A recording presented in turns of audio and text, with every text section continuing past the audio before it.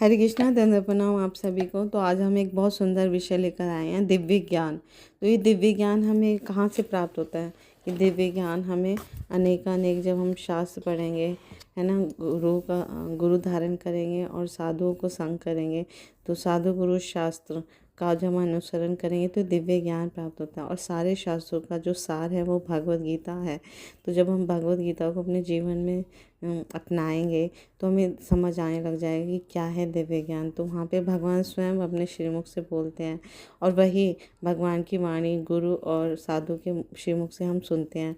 तो ये श्रवण से हमें समझ आता है, दिव्य प्रवचनों से समझ आता है कि दिव्य ज्ञान किसे कहते हैं। तो दिव्य ज्ञान जो होता है वो होता है संबंध, अभिधेय और प्रयोजन।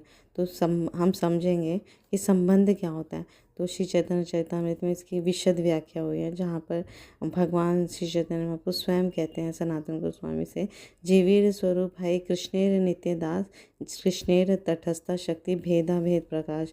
हर जीव का स्वरूप है, जो भी जीव इस धरा धाम पे है, इस भौतिक जगत में है, हर जीव का स्वरूप है वो भगवान कृष्ण के नित्य दास है और कृष्ण की तटस्थ शक्ति है और उनसे अचिंत्य भेदा भेद रूप से संबंधित है वो। तो ये हमारा भगवान श्री कृष्ण से संबंध है। तो जब हम हर जीवात्मा ये संबंध समझ जाता है, जान लेता है कि भगवान श्री कृष्ण की सेवा करना ही हर जीव का नित्य धर्म है ना। मैं आत्मा हूँ और भगवान श्री कृष्ण का अंश हूँ। श्री कृष्ण परमात्मा है और हर आत्मा भगवान श्री कृष्ण का अंश है। तो इसीलिए हर अंश को भगवान श्री कृष्ण की सेवा करनी चाहिए, उनकी दासता स्वीकार करनी चाहिए, तभी वो परम सुख की प्राप्ति कर सकता है। तो इसका उदाहरण मिलता है हमारे शास्त्रों में कि जैसे एक मछली है, तो मछली को जल से निकाल दिया जाए, है ना, तो वो सूखी नहीं रह जाएगी। उसको फिर जल से बाहर निकाल के आप कितना भी भौतिक सुख दो, अच्छा खाने को दो, अच्छा पहनने को, अच्छी जगह पे बिठाओ, पर वो तड़पती रहेगी जब तक उसका पानी में ना डाल दिया जाए जल, क्योंकि जल की वो अंश है ना, जल ही उसका जीवन है। तो और इसी प्रकार हमारा हर आत्मा भगवान का अंश है। तो हमें अंशी की भगवान श्री कृष्ण की सेवा में जब हम संलग्न होंगे तभी हम सुख की प्राप्ति कर पाएंगे। उसके बगैर अगर हम भक्ति नहीं करें या भगवान कृष्ण का सेवा नहीं करें तो हम चाहे कितना ही भौतिक सुख प्राप्त करें, कितना ही इस जीवन में धन, है ना, धन वैभव ऐश्वर्य सब कुछ प्राप्त करें, पर हम सुखी नहीं हो पाएंगे। सुखी तभी हो पाएंगे जब हम अपने स्वरूप है ना को प्राप्त करें, भगवान की सेवा स्वीकार करें, उनकी दासता स्वीकार करें। तो इस तरह से अनेकों प्रकार की सेवा बताई गई है, जिसमें नवधा भक्ति को सबसे श्रेष्ठ बताया गया है। तो श्रीमद् भागवतम का नवम स्कंद में ये श्लोक मिलता है। श्रीमद् भागवतम के सप्तम स्कंद में ये श्लोक मिलता है। श्रवणम कीर्तनम विष्णु स्मरणम पाद सेवनम अर्चनम वंदनम दास्यम सख्यम आत्मनिवेदनम इति पुंसार्पिता विष्णु भक्ति चेत लक्षणाम।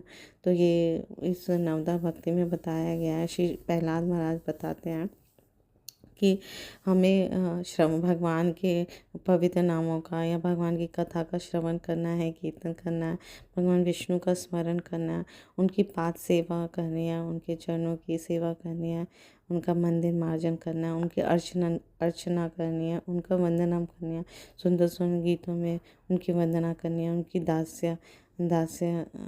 दास्ता स्वीकार करनी है, सख्य आत्मा सख्य भाव किसी का है तो सख्य भाव से उनको सेवा करनी है और आत्म निवेदन अपने हृदय की बात उनको निवेदित करनी है। तो ये 9 भक्ति में कोई व्यक्ति एक भक्ति भी कर सकता है या 9 की 9 भी भक्ति कर सकता है, या एक एक करके कोई भी 2-4 भक्ति में संलग्न हो सकता है। तो इस तरह से वो भगवान की सेवा करता है तो भगवान बहुत प्रसन्न होते हैं। तो इस तरह से वो भगवान श्री कृष्ण का प्रेम प्राप्त कर लेता है। तो इस नवदा भक्ति में भी सर्वश्रेष्ठ क्या है उसकी भी आगे व्याख्या की गई है श्री चैतन्य चरितामृत में। तार मध्य सर्वश्रेष्ठ नाम संकीर्तन, नाम लैले पाए कृष्ण धन, तो भगवान श्री कृष्ण का नाम संकीर्तन सबसे सर्वश्रेष्ठ है। हरे कृष्णा कृष्णा कृष्णा हरे हरे, हरे रामा राम राम हरे हरे। तो हमें इस हरे कृष्णा महामंत्र की अभी इस समय कि कम से कम 16 माला हमें सतर्कता से, है ना, सावधानी पूर्वक से करनी चाहिए, और अधिक से अधिक तो हम कितना भी कर सकते हैं। तो इस तरह से हमारा ये संबंध, हमारा जो सुप्त संबंध है भगवान के साथ, हमारे हृदय में सुप्त रूप से है, वो जागृत हो जाता है। तो हर जीव आत्मा के हृदय में भगवान श्री कृष्ण का प्रेम सुप्त रूप में है। तो उसे जागृत करने का उपाय ये है ना, जब हम संबंध जानेंगे भगवान के साथ और अपने सुषुप्त कृष्ण प्रेम को जागृत करेंगे इस हरे कृष्णा महामंत्र से, उनकी सेवा करने से। तो दूसरा स्तर आता है दिव्य ज्ञान का अभिधेय। अभिधेय क्या होता है कि भगवान के नामों का जब हम रटन करते हैं तो इस प्रोसेस से, इस विधि से हम भगवान का अपने जीवन में उनकी सेवा करके अपने जीवन का लक्ष्य प्राप्त करते हैं। तो ये जो विधि है, ये प्रोसेस जो है, वो अभिधेय कहलाता है। साधन, जिस साधन से हम भगवान को प्राप्त कर सकते हैं, वो साधन हमें अपनाना चाहिए। और वो साधन हम कैसे सीखते हैं? साधु के संग करते हैं। जब हम गुरु साधु शास्त्र को अनुसरण करते हैं, उनको फॉलो करते हैं, अपने जीवन में ढालते हैं, तो ये अभिधेय हम सीखते हैं, ये प्रोसेस हम सीखते हैं, ये विधि। और इस विधि के अनुसार अपना जीवन जब हम यापन करेंगे तो हमारे जीवन में नेक्स्ट जो स्थिति आती है प्रयोजन, है ना, वो हम प्राप्त करेंगे। तो हमारे जीवन प्रयोजन यानी लक्ष्य, हमारे जीवन का परम लक्ष्य क्या है? वो है भगवान श्री कृष्ण का प्रेम प्राप्त करना। तो भगवान श्री कृष्ण का प्रेम हम कैसे प्राप्त करेंगे? तो इस कलयुग में बहुत ही आसान है। हरे नाम हरे नाम एव केवलम, कलौ नास्ते व गतिरन्यथा। इस कलयुग में सिर्फ हरि का नाम और हरि का नाम ही सर्वश्रेष्ठ है, और कोई उपाय नहीं है। तो ये जो है, इससे हरे कृष्णा महामंत्र से हम अपने जीवन का परम लक्ष्य श्री कृष्ण के प्रेम की प्राप्ति कर सकते हैं। तो यही हमारे श्री कृष्ण का प्रेम पाना ही ये साध्य है और हमारे जीवन का प्रयोजन है।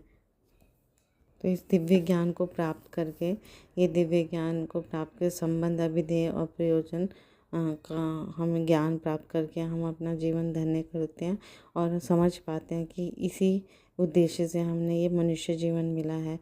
तो मनुष्य जीवन सुदुर्लभ है। तो इस मनुष्य जीवन का पूरा लाभ उठाने के लिए हमें दिव्य ज्ञान प्राप्त करना चाहिए, हृदय में जागृत करना चाहिए, और कृष्ण प्रेम प्राप्ति के लिए प्रयासरत रहना चाहिए। Thank you so much. Guru Maharaj की जय। श्री प्रभुपाद।